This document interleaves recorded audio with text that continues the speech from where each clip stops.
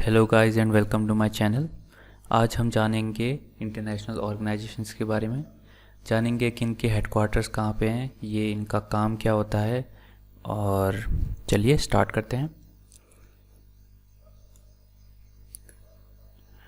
तो पहला है हमारा यूनाइटेड नेशंस। तो यूनाइटेड नेशंस जो है वही एक मेन बॉडी है। और वो क्या काम करती है?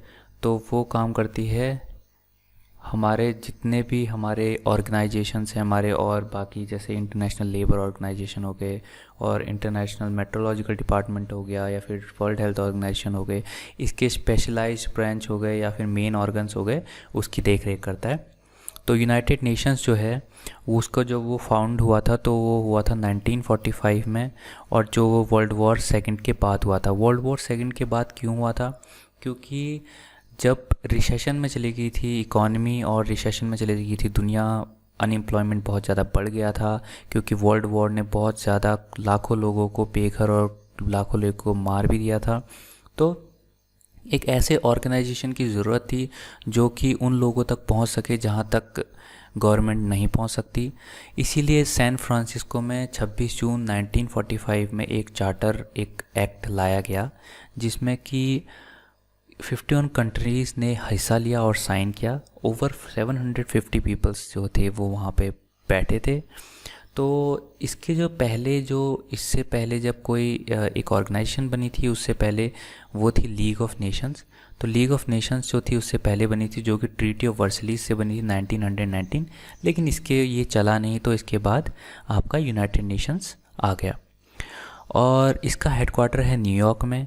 ऑफिशियल लैंग्वेज है Arabic, Chinese, English, French, Spanish, Russian, ये इसके ऑफिशियल लैंग्वेजेस हैं। मेंबर हैं 193, साउथ सूडान इसका लेटेस्ट मेंबर है। सेक्रेटरी जनरल है एंटोनियो गुटेरेस जो कि पोर्टुगल से हैं। यूएन सिस्टम किस चीज़ से बना होता है? तो एक तो इसके होते हैं मेन ऑर्गन्स हो गए जो हम आगे जाके सब पढ़ेंगे।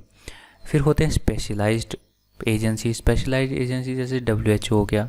Funds and programmes establish by General Assembly under its authority derive from article 22 of the charter. फिर फंड्स होते हैं इसके जो प्रोग्राम्स ये करता है।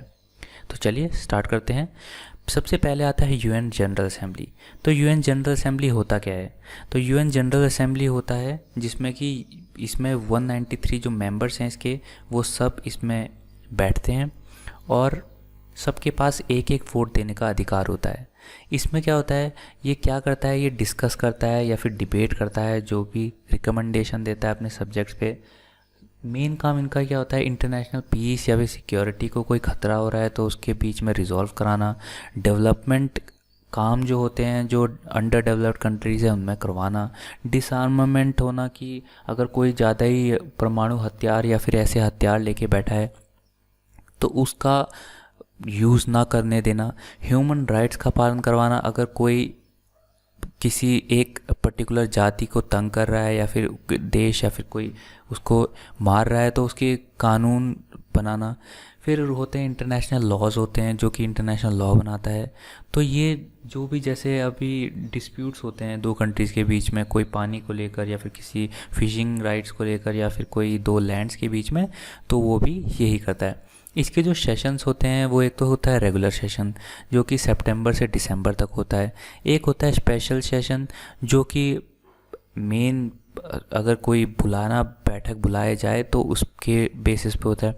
और एक होता है इमरजेंसी स्पेशल सेशन जो कि 24 आवर्स के अंदर बैठाई जाती है।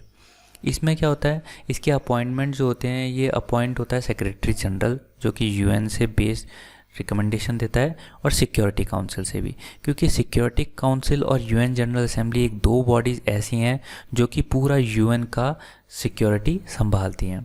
फिर इसका हेडक्वार्टर की बात करते हैं तो इसकी हेडक्वार्टर है न्यूयॉर्क में और प्रेसिडेंट है वोल्कान बॉजकीर। तो ये आपको याद रखना होगा कि प्रेसिडेंट है वोल्कान बॉजकीर और हेडक्वार्टर है न्यूयॉर्क में। फिर आता है United nation security council.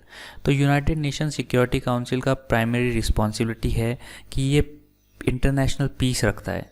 International piece जितना भी होता है ये इसी के हाथ में होता है। इसमें 5 परमानेंट मेंबर्स होते हैं जिसमें यूएस, यूके, रशिया, फ्रांस और चाइना जो परमानेंट मेंबर्स हैं और 10 मेंबर्स जो हैं जो 2 इयर्स की टर्म के लिए लिए जाते हैं। और ये कैसे होता है, तो इसका एक जोग्राफिकल डिस्ट्रीब्यूशन होता है। जोग्राफिकल डिस्ट्रीब्यूशन होता है बेसिस ऑफ कि आपके पर्टिकुलर कंटिनेंट्स के ऊपर, कि आपके कंटिनेंट्स कौन कौन से हैं। तो जैसे कि अभी क्या है, अभी हमारे पास जो जोग्राफिकल डिस्ट्रीब्यूशन है उसके हिसाब से अफ्रीका जो है, अफ्रीका उसको मिलते हैं आपके 3 सीट्स, अफ्रीका को मिलते हैं आपके 3 सीट्स, पैसिफिक ग्रुप को मिलते हैं इसी तरह से 2 सीट्स, और ऐसे ही लैटिन अमेरिका और कैरेबियन ग्रुप को मिलते हैं 2, वेस्टर्न यूरोप को मिलते हैं और बाकी पार्ट्स को मिलते हैं 2, और ईस्टर्न यूरोप को मिलता है 1, अरब को मिलता है 1 सीट, और अफ्रीका और एशिया का जो कि एक मिक्स होता है। तो ऐसे करके ये सीट्स जो होती हैं आपकी विभाजित होती हैं, जो कि जो नॉन परमानेंट सीट्स होती हैं, तो इन कंटिनेंट्स को बारी बारी से इन कंटिनेंट्स के देशों को दिया जाता है। तो ऐसे ये होता है। फिर आते हैं कि इंडिया कब कितनी बार ये मेंबर रह चुका है। तो इंडिया 7 बार ये मेंबर रह चुका है, और ये 8वीं बार इसका 2021-22 वाला जो सेशन होगा उसमें ये मेंबर बन गया है। तो G4 नेशन जो हैं, जो कंट्रीज़ परमानेंट सीट्स के लिए बिड करती हैं, जो कंट्रीज़ परमानेंट सीट्स की प्रबल दावेदार होती हैं, उनको हम G4 नेशंस कहते हैं। और G4 नेशंस में जो प्रबल दावेदार हैं परमानेंट सीट्स की, वो ब्राज़ील है, जर्मनी है, इंडिया और जापान है। ये 4 जो देश हैं ये G4 का हिस्सा हैं। फिर तीसरे पॉइंट पे हम आते हैं, तो इसमें लिखा है कि United for consensus coffee club. अब ये कॉफ़ी क्लब होता क्या है? ये कॉफ़ी क्लब एक ऐसे कंट्रीज़ का ग्रुप होता है जो कि अपोज करती हैं एक्सपेंशन परमानेंट सीट्स की, जो मतलब बोलती हैं कि जितने भी ये 5 परमानेंट मेंबर्स हैं उतने ही रहने चाहिए और इससे ज़्यादा नहीं बढ़ने चाहिए। और इसके मेंबर हैं Italy, Spain, Malta, San Marino, Pakistan, South Korea, Canada, Mexico, Argentina, Colombia और टर्की। तो ये जो हैं सारे देश ये इसको मना करते हैं। फिर आता है इंटरनेशनल कोर्ट ऑफ जस्टिस। तो इंटरनेशनल कोर्ट ऑफ जस्टिस होता क्या है? अगर आपको न्याय चाहिए, किसी देश को न्याय चाहिए, तो फिर वो इंटरनेशनल कोर्ट ऑफ जस्टिस में जा सकता है जब दूसरा देश उसको तंग करे। इसमें क्या होता है, इसमें इसको वर्ल्ड कोर्ट भी कहते हैं कि दुनिया का कोर्ट है। इसमें क्या है, ये पीस पैलेस हेग नीदरलैंड्स में स्थित है और 1945 में ये फाउंडेड हुआ था। इसके जो जज होते हैं वो 9 साल तक रहते हैं, और 9 साल ऐसे रहते हैं कि हर 3 साल में 5 जज चेंज होते रहते हैं। इसका क्या है, ये लीगल डिस्प्यूट सेटल करता है, जैसे कि 2 स्टेट्स के बीच में। अब स्टेट्स इसमें क्या होते हैं, इसमें स्टेट्स होते हैं 2 कंट्रीज़, और ये ओपिनियन देता है अपनी, और अपने स्पेशलाइज्ड एजेंसीज को वो सैंक्शन लगा सकता है। अगर कोई देश उसके दूसरे देश को प्रताड़ित कर रहा है तो वो सैंक्शन भी लगा सकता है अपनी स्पेशलाइज्ड एजेंसीज के थ्रू और अपने थ्रू। इसमें 15 जजों की बैठक होती है, जिसमें कि 3 जज जो होते हैं अफ्रीका से होते हैं, 2 लैटिन अमेरिका से होते हैं, 3 एशिया से होते हैं और 5 वेस्टर्न यूरोप से होते हैं और 2 फ्रॉम ईस्टर्न यूरोप। तो ये जो होता है 2 देशों के बीच में जो होता है लीगल डिस्प्यूट सॉल्व करता है। आगे आते हैं स्पेशलाइज्ड एजेंसीज़। अब स्पेशलाइज्ड एजेंसीज़ होते क्या हैं? स्पेशलाइज्ड एजेंसीज़ वो एजेंसीज़ होते हैं जिनके पास खुद के रूल्स होते हैं, मेंबरशिप होती है, ऑर्गन होते हैं खुद के, फाइनेंशियल रिसोर्सेज होते हैं। मतलब कि उनको कोई फंड करने वाली कोई ये यूएन फंड नहीं करती, बट इनके जो मेंबर्स होते हैं वो खुद ही फंड करते हैं। तो ये स्पेशलाइज्ड एजेंसीज़ होते हैं। अब हम आगे जाके देखेंगे कि कुछ स्पेशलाइज्ड एजेंसीज़। तो पहला है वर्ल्ड बैंक। वर्ल्ड बैंक जो है वो ब्रेटन वुड सम्मेलन में, जब ब्रेटन वुड सम्मेलन क्यों हुआ था, तो ब्रेटन वुड सम्मेलन एक ऐसा सम्मेलन है जो कि अमेरिका में हुआ था, और इसमें 750 से ज़्यादा डेलीगेट्स मेंबर्स आए थे, जिन्होंने ये बोला था कि जो हमने वर्ल्ड वॉर से, जो हमने जितने भी युद्ध किए और जिससे हम हार चुके हैं, जो कि हमारी इकोनॉमिक रिसेशन में चली गई है और हमारे जो लोग हैं उनमें अनएम्प्लॉयमेंट रेट बहुत ज़्यादा बढ़ गया है, तो उसके हिसाब से फंड दिया जाएगा उन देशों को जिनकी अर्थव्यवस्था बहुत ही बुरी है। इसमें 189 मेंबर्स हैं, और इसका क्या है एम, तो वर्ल्ड बैंक का हमेशा से एम रहा है कि हमें पॉवर्टी हटानी है, और इस पॉवर्टी को हटाने के लिए इसने क्या कहा है, इसने कहा है कि वो 2030 तक जो एक्सट्रीम पॉवर्टी जो बहुत करीबी है वो 3% से हटा देगी। दूसरा इसने क्या कहा है कि प्रमोट शेयर्ड प्रॉस्पेरिटी। तो इसने क्या कहा है कि इनकम जो है पुअरेस्ट पीपल जो कि बहुत गरीब है उसकी 40% की जो इनकम ग्रोथ कर दी जाएगी हर देश में, और सस्टेनेबल डेवलपमेंट कराया जाएगा, मतलब सामरिक विकास, जो कि सब लोगों को साथ में विकास कराया जाएगा। इसको जो फाउंडेड हुआ था तो ये 1944 में हुआ था। हेडक्वार्टर जो है वॉशिंगटन डीसी यूनाइटेड स्टेट्स में है, और जो इसकी सीईओ है वो है क्रिस्टलिना जॉर्जीवा। तो इसकी सीईओ क्रिस्टलिना जॉर्जीवा है। आगे आते हैं इंटरनेशनल मॉनेटरी फंड में। इंटरनेशनल मॉनेटरी फंड भी वर्ल्ड बैंक की तरह ही काम करता है। ये भी वो ब्रेटन वुड्स सम्मेलन से ही बनाया गया था जुलाई 1944 में। इसका क्या है, गोल्ड सबसे बड़ा निवेशक है, जिसमें कि देशों के गोल्ड रिजर्व्स होते हैं, और गोल्ड रिजर्व्स के हिसाब से उनको सीट्स दी जाती है कि कितना बड़ा राइट्स उनके उसमें हैं। तो इसमें क्या है, अगर आपके पास गोल्ड है तो आप इसमें एसेट बन सकते हैं इसका, और आप इससे स्पेशल ड्राइंग राइट्स से इससे पैसे भी निकाल सकते हैं जब आपकी ज़रूरत हो।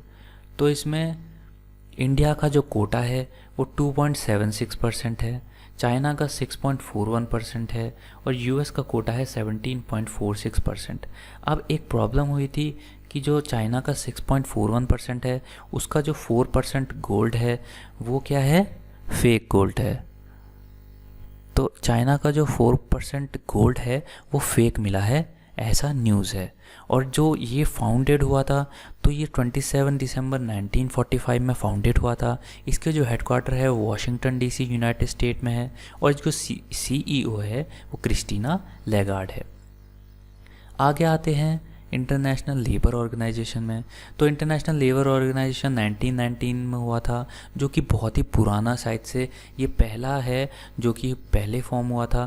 फिर ये ट्रीटी ऑफ वर्सली से फॉर्म हुआ था, जिसमें वर्ल्ड वॉर फर्स्ट के बाद हुआ था। इसकी रिस्पॉन्सिबिलिटी क्या है, इसकी रिस्पॉन्सिबिलिटी है कि जो भी इंटरनेशनल लेबर स्टैंडर्ड्स हैं उनको मेंटेन किया जाए दुनिया में, और जो इसके डेजिग्नेटेड मेंबर्स हैं उसको चीफ़ इंडस्ट्रियल इम्पोर्टेंस का दर्जा दिया जाए। अब चीफ़ इंडस्ट्रियल इम्पोर्टेंस का दर्जा क्या होता है, चीफ़ इंटरनेशनल इम्पोर्टेंस का दर्जा ये है कि आपके जो भी देश हैं अगर वो उनमें नौजवान जो ही लेबर लोग हैं, लेबर क्लास लोग हैं वो बहुत ज़्यादा हैं, तो इसमें चीफ़ इंडस्ट्रियल इम्पोर्टेंस दी जाती है। तो चीफ़ इंडस्ट्रियल इम्पोर्टेंस में आपके पास है Brazil, China, France, Germany, India, Italy, Japan, Russian federation, United kingdom और यूनाइटेड स्टेट्स। तो ये सारे देश जो हैं आपके कौन हैं, इंटरनेशनल लेबर ऑर्गेनाइजेशन के चीफ़ इंडस्ट्रियल इम्पोर्टेंस के पार्ट हैं। अब इंडिया क्या है, इंडिया जो है इसका फाउंडिंग मेंबर था आईएलओ का, जब ये फाउंडेड हुआ था 1919 में, तो इसका फाउंडिंग मेंबर जो था वो इंडिया था। और इंडिया ने दो जो हैं बेहद इम्पॉर्टेंट कन्वेंशन निकाले, मतलब रूल्स निकाले। एक तो कहलाते हैं हम 138 और एक कहलाते हैं हम 182। तो 138 एंड 182 ये दो रूल्स निकाले, जिसमें क्या क्या कहा गया कि एक तो कहा गया कि मिनिमम एज जो होगी एम्प्लॉयमेंट के लिए वो 14 साल से छोटी नहीं होनी चाहिए, और दूसरा कहा कि अगर कोई काम कराता है, चाइल्ड लेबर कराता है, तो उसको सज़ा मिलनी चाहिए। अब इसका हेडक्वार्टर जो है वो है जेनीवा, स्विट्ज़रलैंड में। फाउंडेड जब हुआ था 1919 में, और इसके सीईओ हैं ब्रिटन गाई राइडर। अब आगे आते हैं यूनेस्को। तो यूनेस्को क्या है, यूनेस्को एक एजुकेशनल, साइंटिफिक, कल्चरल ऑर्गेनाइजेशन है जो कि रिस्पॉन्सिबल है पीस के लिए, सोशल जस्टिस के लिए, ह्यूमन राइट के लिए, इंटरनेशनल सिक्योरिटी के लिए। तो इससे हम समझते क्या हैं, इससे हम ये समझते हैं कि ये एक ऐसी चीज़ है जिससे ये बढ़ावा देता है एजुकेशनल चीज़ों को, साइंटिफिक चीज़ों को, या फिर हमारी धरोहरों को जो भी हमारे पास हैं, जिससे हमारी शांति बनी रहे, न्याय बना रहे, इंसानों के बीच में इंसानों की राइट्स मिल सके, और देश विदेश में सिक्योरिटी हो सके। तो इसमें क्या होता है, ये कोऑपरेशन करवाता है एजुकेशन में, साइंस में, कल्चर में, प्रोग्राम में। इसके 195 मेंबर स्टेट्स हैं और ये पेरिस और फ्रांस में स्थित है। इसके जो फाउंडर कहा जाता है, इसको ऑस्ट्रेलिया को कहा जाता है। जो फाउंडेड हुआ था तो 4 नवंबर 1946 में हुआ था और इसका जो हेडक्वार्टर है वो फ्रांस में है। इसमें क्या है, जो सबसे लेटेस्ट मेंबर जुड़ा है वो 195th मेंबर जुड़ा है 2011 में, वो है पैलेस्तीन। और पैलेस्तीन के जुड़ने की वजह से जो आपका इज़राइल और यूएस है उसने यहाँ से विड्रॉल कर लिया है, मतलब कि वो इसके पार्ट नहीं बनना चाहते और वो नहीं हैं। अब आगे चलते हैं वर्ल्ड हेल्थ ऑर्गेनाइजेशन की तरफ। तो वर्ल्ड हेल्थ ऑर्गेनाइजेशन क्या है? तो वर्ल्ड हेल्थ ऑर्गेनाइजेशन है एक ऐसी जगह जिसमें कि वो देखभाल करती है कि पूरी दुनिया में जो हेल्थ का स्तर है वो कितना है। तो इसमें क्या है, इसने एक ऐसी ऑर्गेनाइजेशन बनाई कि जिस देश में अपनी खुद की रीजनल और नेशनल हेल्थ बॉडीज़ बहुत कमज़ोर हैं तो उनको रिप्लेस किया जा सके। इसके जो मेंबर्स हैं वो 194 मेंबर्स हैं और जो इसकी अथॉरिटी और डायरेक्टिंग कोऑर्डिनेटिंग मैटर्स होते हैं ये इंटरनेशनल हेल्थ से रिलेटेड होते हैं। तो इसमें जो फाउंडेड हुआ था तो 7 अप्रैल 1948 में ये फाउंड हुआ था और इसके जो हेडक्वार्टर है वो जेनीवा स्विट्ज़रलैंड में है और इसके जो फाउंडर हैं वो ब्रॉक चिस्लॉम हैं। आगे बात करते हैं। तो आगे आज के लिए हम इतना ही, ये 10 मेन ऑर्गेनाइजेशंस थे। बाकी दूसरे पार्ट में मैं आपको 10 और ऑर्गेनाइजेशंस लाऊंगा। तो please guys do like, share and subscribe my channel और Telegram channel SSC and UPSC को फॉलो ज़रूर करें। Thank you so much. God bless you all.